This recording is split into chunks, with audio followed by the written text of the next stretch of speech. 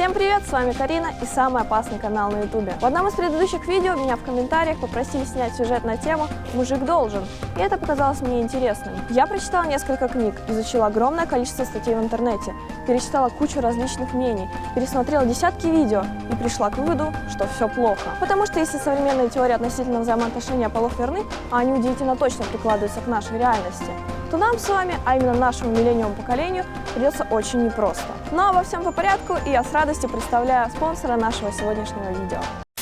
Legacy of Discord – экшен-РПГ нового поколения. Потрясающая 3D-графика позволит вам буквально погрузиться в огромный фэнтезийный мир. Захватывающие бои в реальном времени, множество подземелий, арен и масштабных полей боя. Игре исполнился год, и с момента своего выхода она становится все популярнее, собирая сотни тысяч игроков по всему миру. В честь своего дня рождения Legacy of Discord решили ввести новую систему – метаморфозы. Это новая система, позволяющая игроку превращаться в могущественных созданий со своими уникальными способностями. Метаморфозы дают игрокам огромное преимущество, так как превращение полностью восстанавливает здоровье персонажа. Legacy of Discord — это та игра, где крылья не просто украшение оружия персонажа, они позволяют вам сражаться в воздухе с монстрами, боссами и другими игроками на специальных воздушных полях боя. В игре целый зоопарк различных питомцев, которые помогают своему хозяину в бою. Возможность ездить и даже летать на разнообразных ездовых животных. Обилие PvP и PvE режимов не дадут заскучать даже самому придирчивому мобильному геймеру. Арена — специальная PvP-локация для поиска сокровищ и битв с другими игроками. PvP-экспедиции и войны гильдий.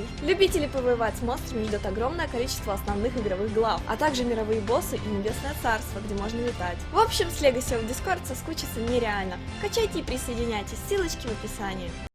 И первое, что хотела бы сказать, что мужик никому ничего не должен, тем более женщине. И в этом видео я объясню почему. А сама фраза «мужик должен» — это просто часть так называемого бабского лексического конструктора. Настоящий мужчина должен, настоящий мужчина обязан, настоящему мужчине следовало бы.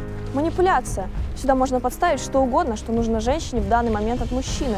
И это работает. И добродушные, неконфликтные мужчины с радостью выполняют подобные поручения, просто потому что они так воспитаны. Еще в глубоком детстве женщины, окружающие их мамы, бабушки, воспитательницы, учительницы, заложили им в голову мощнейшее психологическое средство управления – образ настоящего мужчины. Ты же мужчина! Не настоящий мужчина, мальчику быть страшным даже в детском саду. Это означает минимум невостребованность, неуважение, бесполезность и никчемность. Социальный смертный приговор. Девочки умнее, девочек обижать нельзя, девочкам надо уступать, девочек надо защищать, они слабее. И в таком духе. Все это ставит мужчину с детства в позицию подчиненного. И чтобы понять, почему это все происходит, придется в первую очередь понять, кто такая женщина. Сейчас будет сложно. Начнем с того, что основная функция женщины – размножение, репродукция.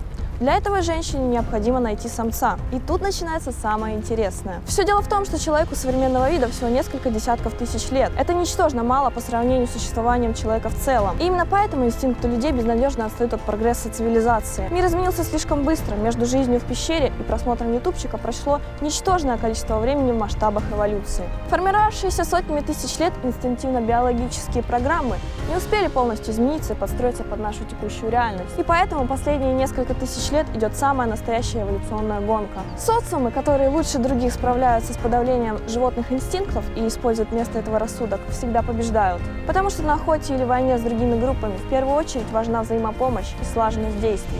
Также нужно отметить, что способность подавления инстинктов с помощью рассудка присуща в основном мужчинам. Женщины в вооруженных конфликтах участия не принимали, так как были добычей. Именно поэтому практически у всех женщин животные инстинкты преобладают над рассудком, так как не противоречат их биологической функции. Можно сколько угодно рассуждать об этом, сражать контраргументы, спорить с биологией, ругаться, но факт остается фактом. За сотни тысяч лет человеческая самка не эволюционировала никак. В этом-то и кроется основная проблема почти всех современных женщин. Конфликт разума и биологической прошивки. Давайте рассуждать. Милой девочке Лене никак не объяснить, почему буйный гопник Вася плохой выбор для размножения. Лену просто тянет к нему. Ведь еще пару десятков тысяч лет назад Вася был бы вождем племени. А сейчас, когда Вася в очередном споре проломит собеседнику голову, Вася пойдет в тюрьму. Потому что вождь сейчас не Вася, а вождь сейчас государство. А государство не терпит конкуренции в лице различных неконтролируемых Вась и предпочитает держать их подальше. Но Васян уже успел заделать Лене такого же трудного ребенка, как он сам, и оставил их одних. Таких примеров море, вы знаете, о чем я говорю. Вместо того, чтобы создать полноценную ячейку общества и выйти замуж за застенчивого компьютерщика Антона из соседнего подъезда, тупорылый инстинкт Леночки разрушил жизнь ей самой и ее ребенку, а также влюбленному Антону, который так и не смог понять, что в нем было не так, замкнулся в себе и на всю жизнь усвоил, что подходить к женщинам опасно, а следовательно не передал свои ценные для социума гены. Антоша, дорогой, в тебе-то как раз все хорошо и нормально, проблемы не у тебя, а у Леночки. И поэтому Ленка разведенка с прицепом, а ты программист, зарабатывающий 300к в секунду. Но это далеко не единственная проблема Лены. Давайте представим, что альфача Васю закрыли слишком рано, и Лена вышла замуж за застенчивого Антона. Итак, все отлично, муж не пьет, в тюрьме не сидит, зарабатывает хорошо, любит свою жену. Казалось бы, чего еще желать? Но не забывайте, что из этой пары разумен только Антон. На что способна биологическая прошивка Лены, мы разбирали ранее. И поэтому уже через пару лет брака Антоше становится не по себе. И дело вот в чем. Антон в силу своего ума, зарабатывающий приличное количество денег, создал в семье высокий уровень сытости и безопасности. Примерно так же безопасно и в окружающем их социуме, так как Васян благополучно сидит. С Антоном Леночка перестала чувствовать неуверенность и страх перед окружающим миром, свойственный женщинам. Инстинкты человека не приспособлены для существования в сытости и безопасности. Человек, как и любое живое существо, нацелен только на борьбу. Леночка осмелела и в полном соответствии с ее биологической программой стала стервой. Лена стала амбициозной женщиной, которая использует преимущества своего пола для получения власти и отъема ресурсов. Если выражаться сложно, то в отношениях Лены и Антона произошел матриархальный перекос. Если проще, то застенчивая тряпочка-корзиночка Антоша попал под Леночкин каблук. Как же это все случилось? Что Антон сделал неправильно? Да все Антоша сделал правильно. Он обеспечивал семью, приносил ресурсы в дом, где его должна была встречать любящая жена, кормить его, давать ему и всячески пытаться восстановить силы мужа, переследующей охотой. Антон хорошо выполнял свои функции. Его инстинкты были удовлетворены, он был счастлив. Но когда дома вместо любящей жены появился самый настоящий враг, все изменилось. По приходу с работы Лена пилит Антона. Пилит по любым причинам, в большинстве случаев надуманным. Леночка – профессиональный, эмоционально-психологический насильник. Она прекрасно знает больные места мужчин и особенно Антона. И безжалостно и хладнокровно бьет только по ним. Антоша приходит в ужас, согласно кивает и с виноватым видом пытается куда-нибудь сбежать. Антоша будет пытаться угодить ей по всяким мелочам, купить ей телефон, шубу, пару брюликов. Антон будет пытаться заслужить то, что ему уже было положено за выполнение функции добытчика. То есть будет работать на два фронта – на работе и дома. В итоге функция добытчика у Антона сбивается. Ему некуда больше приносить добычу. Он истощен как морально, так и физически. Что дальше, всем известно. Мужчины разводятся, спиваются, умирают от инфаркта. В итоге общество попросту лишается ценного участника, который мог бы открыть лекарство от рака или придумать новое поколение компьютеров. И спасибо за это нужно сказать в первую очередь мамочке Антона и его бабушке. Антон, как и большинство современных мужчин, вырос в однополой семье, где его воспитывали женщины. Воспитывали уважение к другим женщинам, воспитывали для пользования другими женщинами. Мама предала Антона еще ребенком, не научила думать самостоятельно и заботиться о собственных интересах.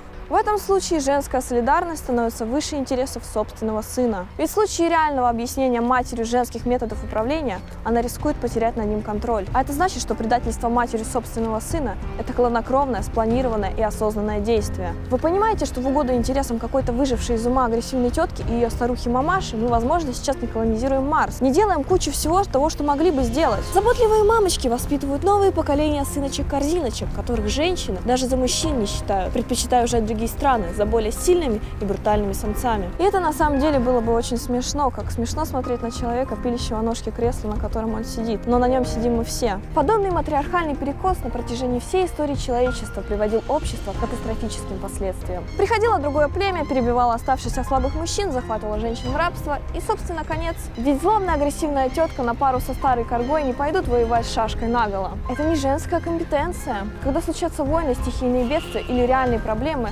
женщины моментально перестают доминировать и прячутся за спины мужчин. За примерами далеко ходить не надо. Одна из последних обсуждаемых тем на ютубе – конфликт Лизки и Николая Соболева. У меня всегда были сомнения в половой принадлежности Лизки, но в свете последних событий сомнений не осталось. Лизка точно женщина. С типичным бабским поведением. Ладно, хрен с этим, резюмируем. Все это очень плохо, неприятно, несправедливо и опасно. Причем обвинять всех женщин сразу из-за того, что заповеди любимой мамули не сошлись с реальностью, тоже как-то глупо. Есть и нормальные, но они большая редкость, и скорее всего их уже разобрали. Законы, кстати, тоже на стороне женщин. Просто поймите, что достаточно одного слова «женщина», чтобы посадить мужчину в тюрьму. Русский YouTube в этом убедился в начале 2017 года. И что же со всем этим делать? На законодательном уровне нам вряд ли помогут. Законодатели тоже ругают их жены, как бы смешно это ни звучало. Можно только дать общие рекомендации. Будьте мужчинами, только не настоящими, пожалуйста. Я понимаю, что в нашей текущей реальности это очень сложно, но вы все же попробуйте. С вами была Карина, подписывайтесь на канал, ставьте пальцы вверх, жмите на колокольчик. До новых встреч!